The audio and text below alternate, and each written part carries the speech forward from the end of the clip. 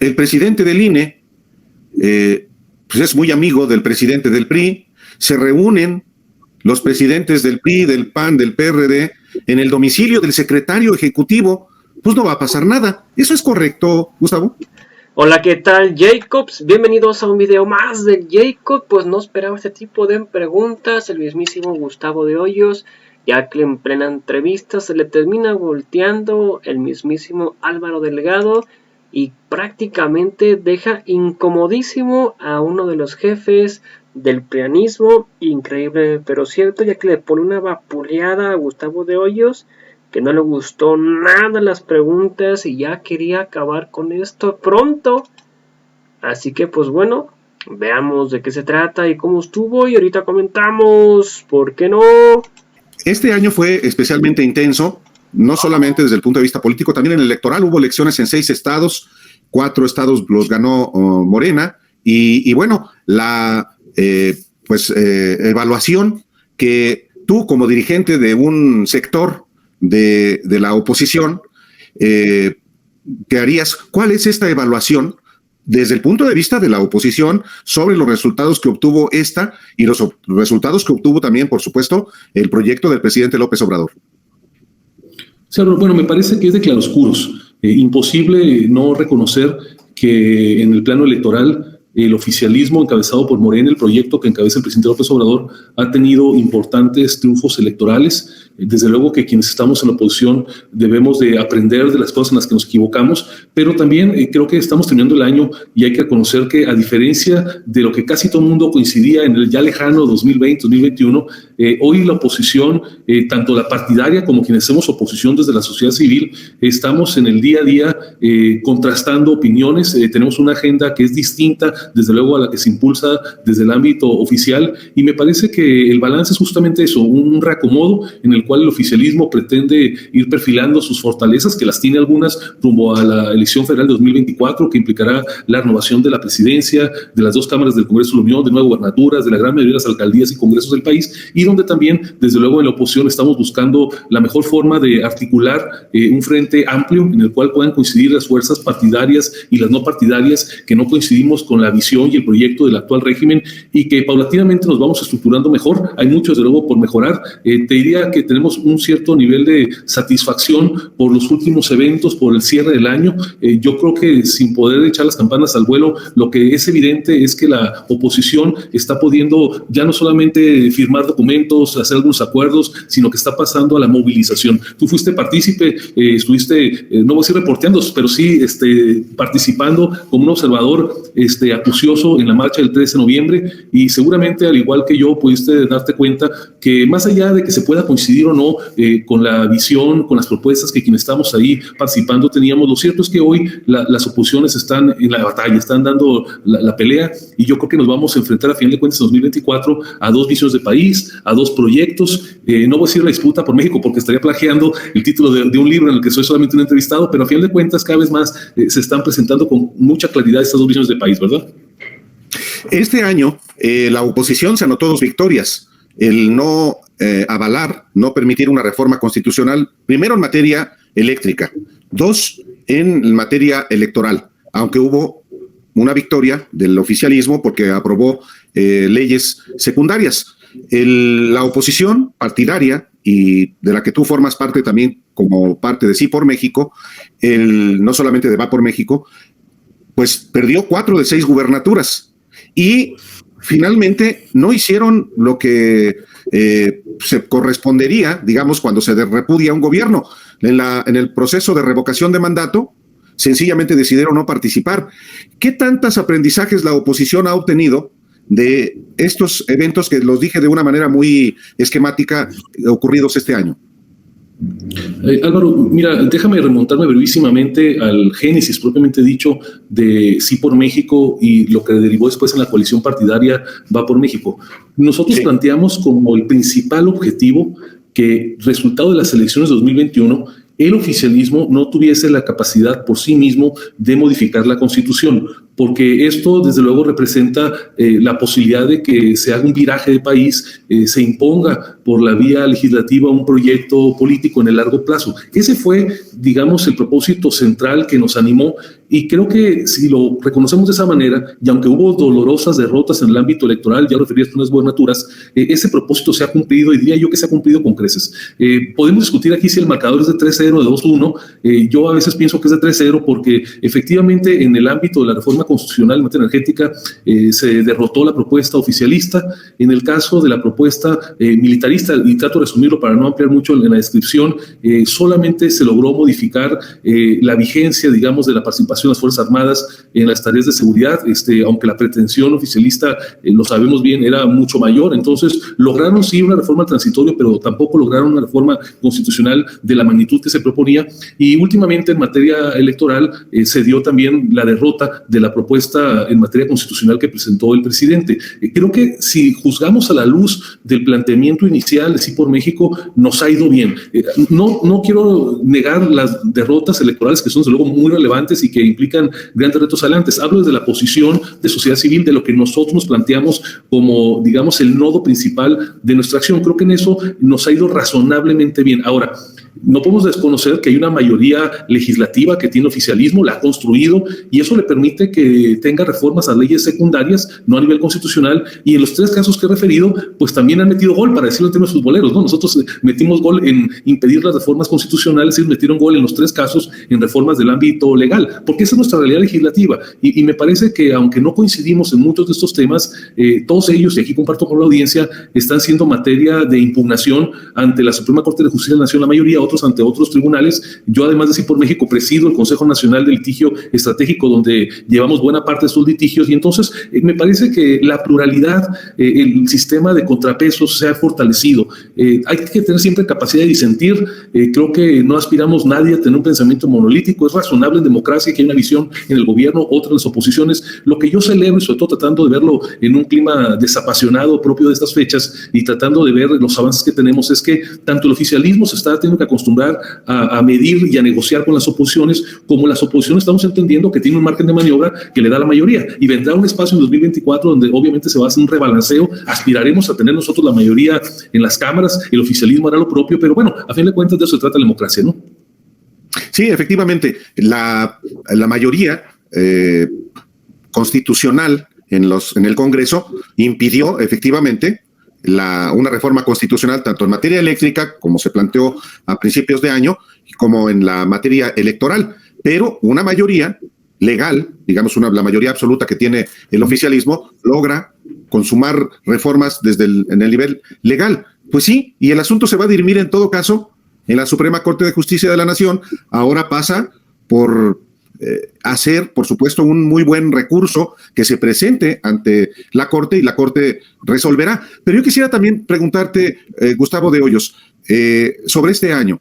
Este año también era muy importante para la oposición, para consolidarse como coalición partidaria desde el punto de vista electoral. Hubo un momento en el que se rompió esta coalición Va por México por la decisión del PRI de apoyar la presencia de militares en labores de seguridad pública hasta el 2028, pero ya está otra vez consolidada, y además con un presidente del PRI, Alejandro Moreno, que ya hizo unas reformas a los estatutos de su partido para quedarse hasta después del término estatutario que estaba fijado en agosto del 2023. ¿Están ustedes cómodos, tú en específico, Gustavo de Hoyos, con ese tipo de maniobras de Alejandro Moreno? A ver, empiezo diciendo, Álvaro, que la coalición opositora, la formal, que fue electoral, y también la coalición legislativa, porque ahí en la inmensa mayoría de los casos también participa MC, aunque no haya sido parte de la coalición electoral, dista muchísimo de ser perfecta. Tampoco puedo decir que nos tiene del todo contenta en las decisiones y en las acciones que han tomado sus dirigencias. Imposible no reconocer que hay voces que se quejan intensamente, como pasa en todos los partidos, de las decisiones de sus dirigentes, de manera muy señalada en el PRI, en menor medida también en el PAN y el PRD, y claro que existe también en MC. A ver, de ninguna manera yo pretendería regularizar eventos de las vidas partidarias que no, como observadores externos, porque yo no soy miembro de ninguno de estos partidos, desde luego no nos pueden hacer sentir satisfechos. Yo creo que la oposición, más allá de que se reúna, tiene que revalorar dos cosas. Primero, tiene que volver a ganarse la confianza de la ciudadanía. Yo lo he venido diciendo cada vez con mayor frecuencia, que el primer acuerdo, la primera coalición que tenemos que reconstruir es la confianza de la sociedad civil, que estamos en la oposición con los partidos que están en la oposición. No hay que darlo por sentado, no hay que asumir que en automático van a contar con nuestro respaldo y con nuestro voto. Se lo tienen que ganar, primero con sus eventos, con sus decisiones en el ámbito legislativo, con la defensa que hagan de la Constitución del Poder Judicial, pero también con sus decisiones políticas. Entonces, yo no daría por sentado que tienen un cheque en blanco o algo por el estilo de parte nuestra. Segundo, sí me parece que hay un espacio donde tiene que mejorar muchísimo la vida partidaria. Lo digo desde una visión externa a los propios partidos, que nos da mayor libertad, y desde luego que preocupan y mucho este tipo de determinaciones que se toman por órganos de gobierno de los partidos, señaladamente en el caso del PRI, y lo digo porque más allá de que no son ortodoxas estas decisiones, pues es evidente que generan fracturas al interior de los partidos. En el caso particular del PRI que tú citabas, ya esta mañana han hecho públicos dos figuras centrales de este partido, como es el caso del senador Miguel Ángel Osorio Chong y la senadora Claudia Ruiz Massieu, que van a impugnar ante el Tribunal Electoral, bueno, previamente ante el INE y después ante el Tribunal Electoral, estas determinaciones. A ver, es bien importante que los partidos logren la unidad interna para que después puedan construir la unidad entre sí y finalmente logren la unidad más importante, que es el binomio entre partidos en la oposición y ciudadanos que estamos en la oposición. Yo creo que hay espacio, no mucho, pero ese es el desafío principal, porque si esto no se logra, Álvaro, y lo digo con toda claridad, será muy difícil que podamos conformar un frente sólido, competitivo, rumbo a la elección 2024. Yo para nada echaré las campanas al vuelo, tenemos mucho que hacer, tienen mucho que hacer los dirigentes partidarios, y si no lo hacen va a ser difícil que puedan ser competitivos de verdad en 2024. ¿Qué les ha dicho a Alejandro Moreno Cárdenas, no solamente a los presidentes del PAN, Marco Cortés, y del PRD, Jesús Zambrano, sino a quienes forman parte de esta vertiente de Ciudadanos, Sí por México, sobre esta reforma o la situación que se vive en el PRI? ¿Se han reunido recientemente y han platicado sobre eso? ¿Qué les ha dicho Alejandro Moreno? No recientemente, Álvaro. Por principio tratamos de no involucrarnos en las decisiones internas de los partidos. Tú lo sabes bien que al interior del PAN, del PRI, del PRD, pues existen corrientes, grupos que aspiran a tener la dirigencia, y nosotros somos ser cuidadosos de que no tomemos ahora sí que partido entre los partidos, porque de poco serviríamos para buscar después una unidad hacia afuera. Esto no implica que no estemos como observadores atentos, porque lo que pasa en la vida partidaria, a fin de cuentas, empieza a mostrar la forma que van a actuar hacia afuera los partidos. Y esto me parece que es un riesgo grave que está presente en las oposiciones y también en el oficialismo. Creo que hay críticas fundadas muy severas de muchos de los que no estamos en la vida partidaria. En el caso particular del PRI, no ha hablado recientemente, me refiero a la última semana y fracción, con su presidente. Vaya, no lo he hecho a raíz de que se dieron estas determinaciones. Evidentemente no es un tema que nos haya ni consultado ni comunicado, pues son sus acciones al interior de su partido, y yo esperaría que haya espacio para la reflexión, espacio para la corrección y sobre todo espacio para la unidad. El PRI es un partido que no es lo que fue hace 2 o 3 décadas, y para empezar tiene el grandísimo desafío de lograr unidad, porque hay 2 elecciones en puerta que son las de 2023 en el Estado de México y en Coahuila, 2 de los únicos estados que no han tenido alternancia y que son fundamentales para la subsistencia del PRI como un partido competitivo en el ámbito regional, y me parece que para que estas justas puedan ser exitosas para el PRI requieren necesariamente que haya unidad al interior de ese partido. Pues sí. Ahora, efectivamente se ha anunciado que militantes del PRI, 2 de los que tú has mencionado, van a ir primero al INE y luego al tribunal. Pero si el presidente del INE pues es muy amigo del presidente del PRI, se reúnen los presidentes del PRI, del PAN, del PRD, en el domicilio del secretario ejecutivo, pues no va a pasar nada. ¿Eso es correcto, Gustavo?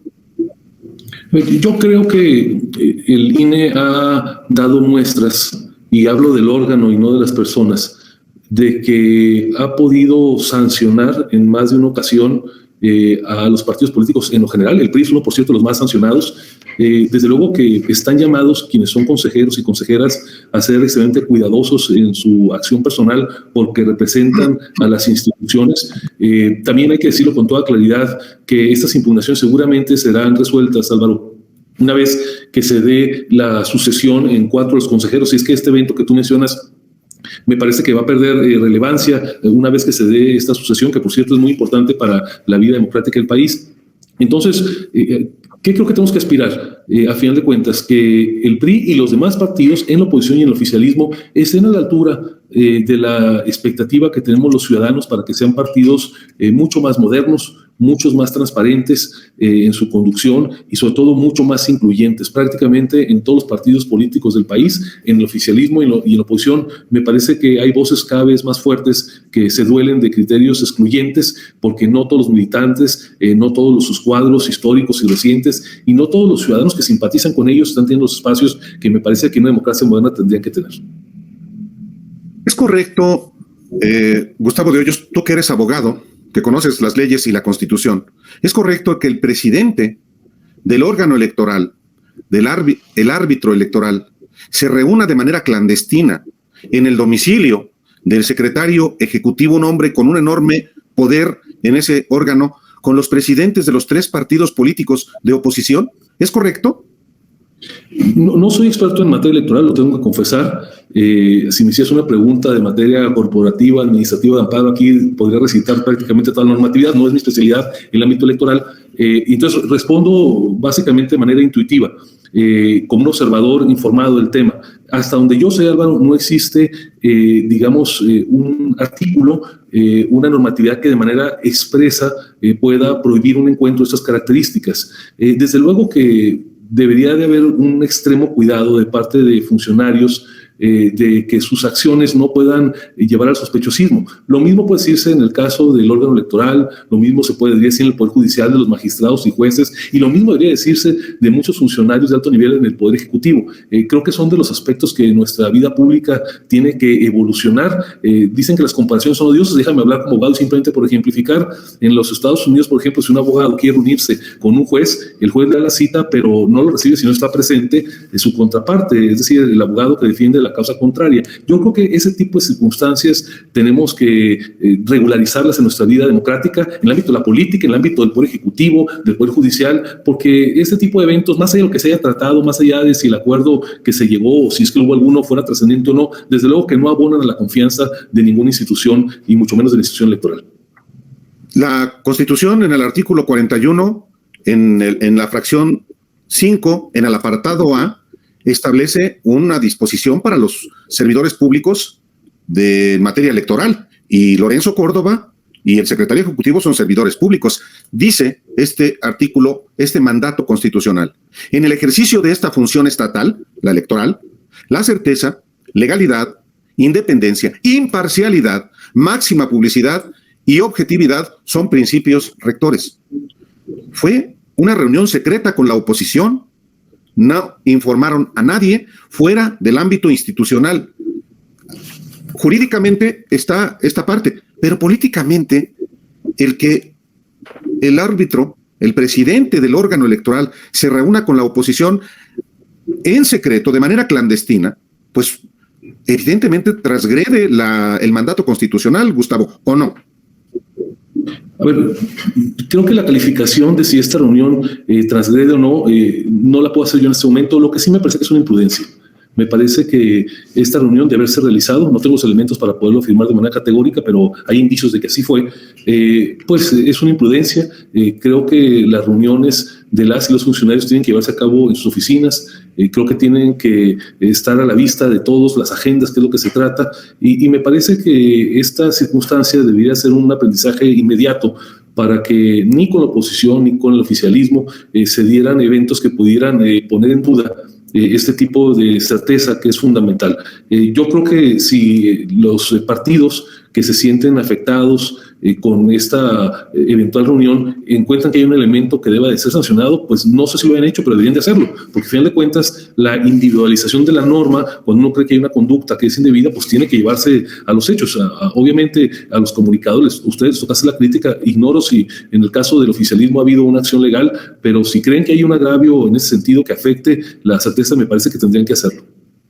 Pues sí, no sé qué está haciendo, creo que nada, Morena, ni el gobierno. En todo caso, ese es su problema. El asunto es que a alguien como yo sí le parece que es un asunto de interés público. Es una reunión que ya la confirmó el propio Jesús Zambrano, una reunión que ventiló la gobernadora de Campeche, más allá de las razones jurídicas que pueden llevar a que sea denunciada por revelar. Pero el hecho cierto es que hubo esa reunión, y por eso lo pregunto, Gustavo, porque si el árbitro electoral actúa de manera facciosa, entonces quien conspira contra la democracia es ese árbitro.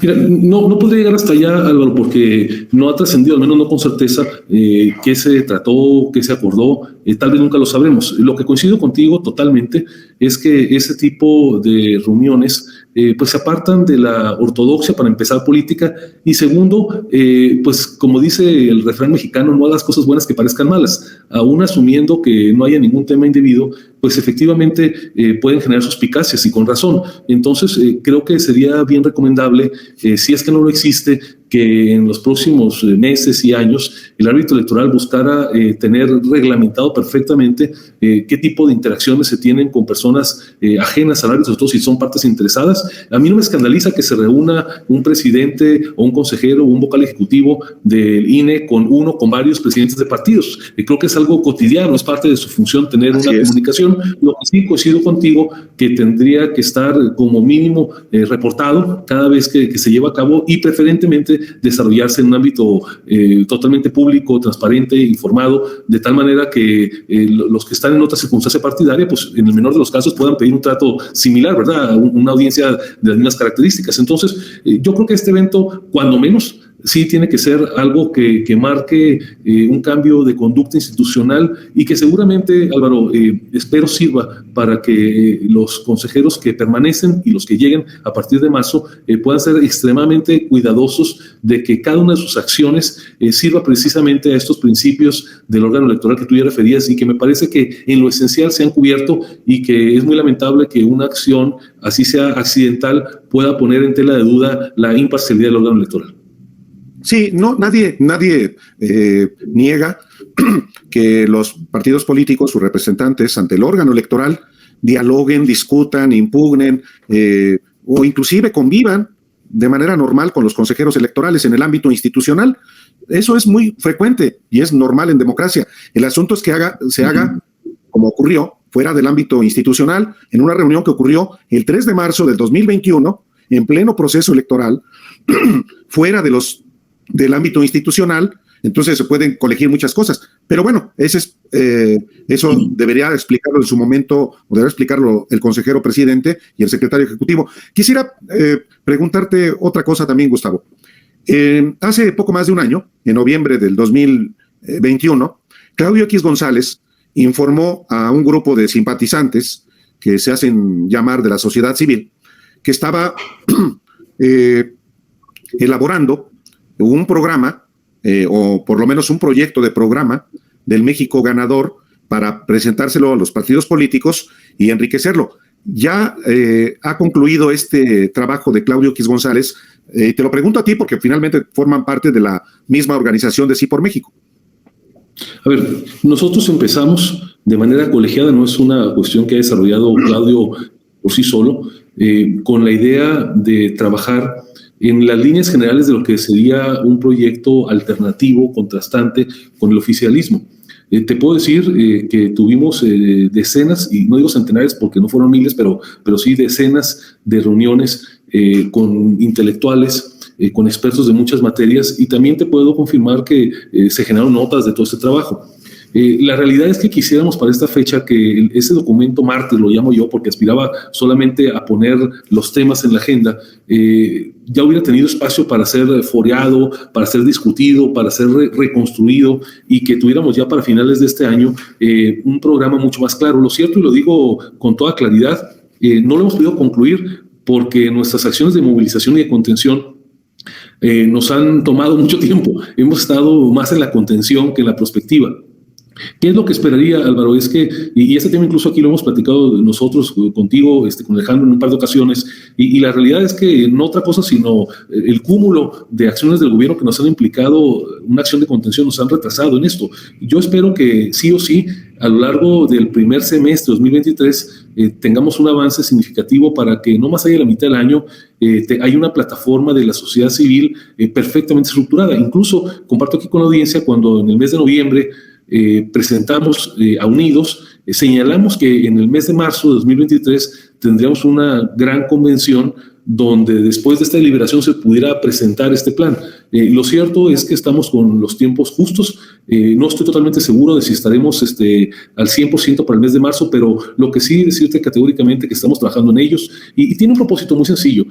Una oposición partidaria, y no se diga en la sociedad civil, pues no puede satisfacerse, no puede colmarse solamente llevando las contras al gobierno en turno. Tiene que haber un para qué, tiene que haber un propósito. Y justamente ese propósito, esa visión a la que hemos llamado del México ganador, es la que estamos tratando de plasmar ya con ideas muy concretas en este programa. Así es que me parece que es un imperativo que tenemos en la oposición, que no nos pase más allá del primer semestre, en que podamos abiertamente presentar a la ciudadanía, ya muy discutido, muy retrabajado, muy enriquecido, una propuesta, porque más allá de nombres que son importantes, más allá de escudos partidarios, creo que lo más relevante, y a eso nos vamos a aproximar hacia 2024, es al contraste de dos proyectos de país, en dos proyectos políticos, y creo que las oposiciones están llamadas a tener mucha claridad si queremos tener la capacidad de convencer al electorado en la medida suficiente para que se dé la alternancia. Sí, justamente por eso le pregunto, porque el gobierno hace su planteamiento y la oposición hace también su planteamiento. ¿Qué le ofrece a los mexicanos para que evidentemente voten por ellos? Y una última cosa, Gustavo, también el próximo año, de la misma manera que Morena y sus aliados va a definir a quién será su candidato o candidata a la presidencia, pues la oposición, entre tantos aspirantes, va a tener que definir también la candidatura presidencial. ¿Cuándo estará definida esta y cuál será el mecanismo precisamente para definir entre tantísimos prospectos que existen, algunos que parecen broma, como dice el presidente, como Carlos Loret de Mola? Bueno, en una de esas hasta lo hacen candidato, Chumel Torres o cómicos de ese nivel. ¿Cuándo estará definida la candidatura presidencial? Bueno, pues empiezo refiriéndome a la lista del presidente. Como diría el clásico, ni están todos los que son, ni son todos los que están. Yo creo que ahí hay algunas personas que pudieran ser considerados, hay unos que ni remotamente, y seguramente habrá muchos más o algunos más que el presidente no ha puesto en su lista y que pudieran estar. A ver, no tengo, Álvaro, una fecha exacta ni tampoco un procedimiento acabado, preciso que te pueda compartir. Me encantaría podértelo decir algo distinto. Lo cierto es que es bastante complejo, y más cuando por un lado hay que estar atendiendo los temas de contención y luego construyendo futuro, que es uno de los grandes retos que tiene la oposición. A ver, es difícil procesar una candidatura al interior de un partido cuando hay un caudillo o un líder moral, como es el caso de Morena. Imagínate la complejidad cuando estamos hablando de 4 o 3 partidos en la oposición y en ninguno de los cuales hay un caudillo claramente definido. Hay un reto cuántico, diría yo, primero para que cada partido procese por mecanismos racionales cuáles serían sus potenciales candidatos, y luego un mecanismo todavía más complejo para lograr que se pueda definir entre todos estos, vamos a llamarlos suspirantes o precandidaturas en su momento, cuál de ellos se quedaría con la postulación. Lo que sí te puedo confirmar es que es un tema que se ha estado reflexionando desde hace ya varios meses. Es un tema que se tiene plena conciencia que es fundamental. Tiene que haber una candidatura oportunamente seleccionada, tiene que estar adecuadamente legitimada y tiene que tener un acompañamiento suficiente para que pueda ser competitiva. Yo creo que, a diferencia de lo que muchos señalan, no le hace bien a ningún partido, mucho menos una coalición, que con tanta anticipación haya el ungimiento de un caudillo de una candidatura. A mí me parece que sí tenemos todavía un desafío importante en los próximos meses. Primero, para que se pueda definir el programa que ya platicábamos. Segundo, se pueda definir quiénes y cómo están en la oposición. Aquí todavía hay un desafío, tú lo sabes, Álvaro, de si serán 3 o serán 4. Tercero, se tiene que establecer las bases bajo las cuales la oposición partidaria va a pactar con la oposición no partidaria, de tal manera que podamos entendernos en un proyecto común, y con todo ello falta también desde luego encontrar la persona que pueda generar sí un mejor resultado electoral, pero también confianza hacia todas estas fuerzas. Creo que es un camino largo, no es un desafío sencillo de superar, pero yo creo que habrá inteligencia, espero generosidad también, para que en los próximos meses podamos tener esto bastante más maduro. Yo creo que en los próximos meses habrá un decantamiento, y de estos 30 o 40 perfiles, pues estaremos hablando tal vez de 4 o 5, ¿verdad? No será sencillo, porque pues todo el mundo se ve al espejo y se encuentra con las mejores características para ocupar el espacio, pero bueno, tenemos que encontrar el camino para que esto ocurra de la mejor manera posible. Pues sí, son más de 40, una caballada, para usar una expresión muy de la picaresca política mexicana, pero es una caballera muy famélica, Gustavo. Bueno, pues ahí está prácticamente el mismísimo Álvaro Delgado haciendo una entrevista pues dura al mismísimo Gustavo de Hoyos, donde empezó de menos a más, prácticamente estaba completamente incómodo. Gustavo de Hoyos se le veía prácticamente en el rostro donde no sabía qué responder. Pues como todo buen político y como todo buen manioso, pues desviaba, ¿no?, las preguntas, las evadía, prácticamente no contestó ninguna de las preguntas que le hacía Delgado acerca de pues cómo era posible que se juntaran altos funcionarios del INE con los presidentes del PRIAN. Pues prácticamente no pudo responderle esta pregunta y simple y sencillamente se quedaron así. Yo me quedé prácticamente igual de las respuestas que dio, pues no le di absolutamente congruencia con lo que decía, y les apuesto de que si esto lo hubiera hecho Morena, ahorita ya estuvieran con el grito en el cielo, ahí estuviera Loretito, ahí estuviera Brosto, ahí estuviera Dresser, ahí estuviera Ciro, ahí estuviera López Dóriga, ahí estuviera Televisa, TV Imagen, Reforma, todos prácticamente con una campaña enorme en contra de que no, es que se juntaron los del INE con los de Morena, con el presidente de Morena, cómo es posible, que no sé qué, y se juntan ahí con Mario Delgado y que la chingada, y aquí, no, pues como deben de poner, porque allá en Estados Unidos se reúnen y que no sé qué, y que aquí se reunieron completamente en tiempos electorales, muy fuera de trabajo y en una casa personal de alguien, y sin embargo pues prácticamente les valió un sorbete. Así que pues bueno, unos de ustedes qué opinan al respecto de esto. Toda la audiencia, gracias por ver el video. Recuerden, si me pueden apoyar con un like en la página de Facebook, una suscripción en la de YouTube, regalarme un like, tanto como en los videos de Facebook como de YouTube. Comentar y compartir en los videos para que mucho más personas nos vean.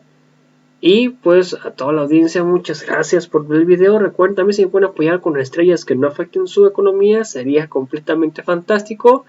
O al lado de esas estrellas color dorado, a mero abajo hay otros 3 puntos color morado. Le presiono hasta aparece la opción de quiero colaborar, y por solo no tener pesos mensuales en apoyo y consolidación al canal, te lo agradecería muchísimo. A toda la audiencia, gracias por ver el video. Los invito a ver nuestro siguiente video. Hasta la próxima. Bye. Suscríbanse al video, comentar, compartir y difundir para que mucho más personas nos vean. Nos vemos en el próximo video. Hasta la próxima. Bye. Suscríbanse.